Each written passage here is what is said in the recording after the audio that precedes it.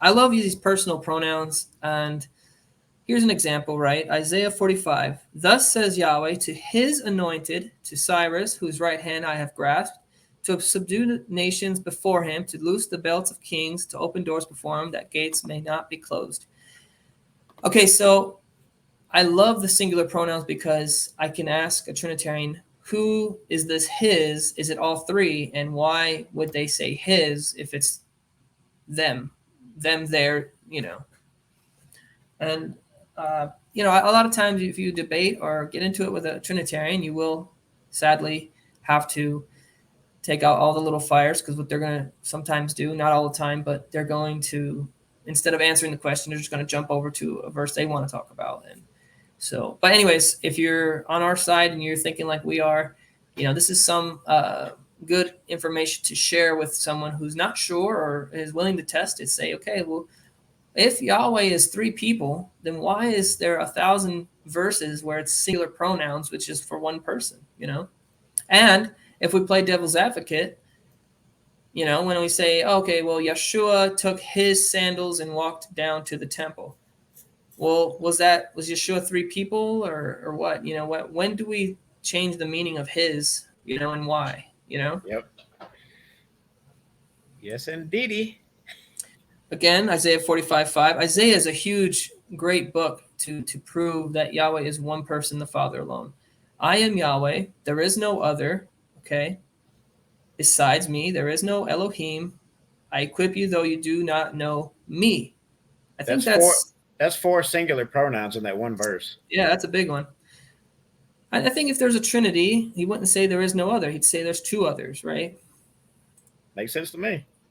I made the earth. Isaiah 45:12. I made the earth. He didn't say me and my son worked together. I made the earth and created man on it.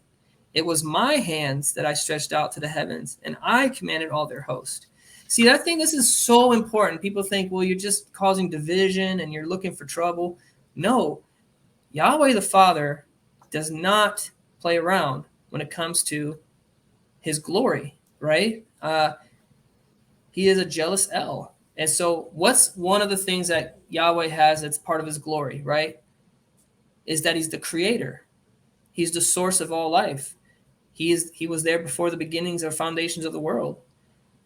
And I think if Yeshua was sitting next to me, he would say the same. I come in the Father's name, but the Father's greater than I, and I'm not going to take my Father's glory as creator, So I think with that said, it's important to know who the creator is. I think that's totally tied to Torah observance, keeping Shema, and recognizing that we have to put Yeshua in his proper place as our mediator, our Messiah, King of Israel, tribe of Judah.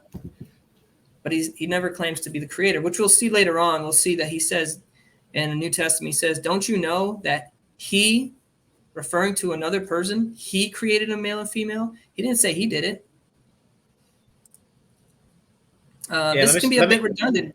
Let me jump in real quick, John. So what we're talking about with this teaching or the series that we're going to do is we're emphasizing the importance of understanding the nature of the Father, the Son, and the Spirit, because a lot of people will argue about how do you pronounce his name, Yahweh, Yahuwah, whatever, but they never discuss his character, because that's a big part about Hashem, or his name, his character. So we're trying to hopefully put some good stuff out there with this series and this teaching to help people understand the nature or divinity, however you want to word it, of the Father and the Son and his set apart Spirit. I mean, it says you'd be blessed if you keep my Sabbaths. You're blessed if you keep my commandments. Can you imagine how pleased the Father and the Son would be when we keep the Shema, the greatest commandment? Yep. So I think this is important. We study it, and we're all humble, including me and you. Everyone is humble enough to acknowledge, if I'm wrong, I'm willing to receive correction.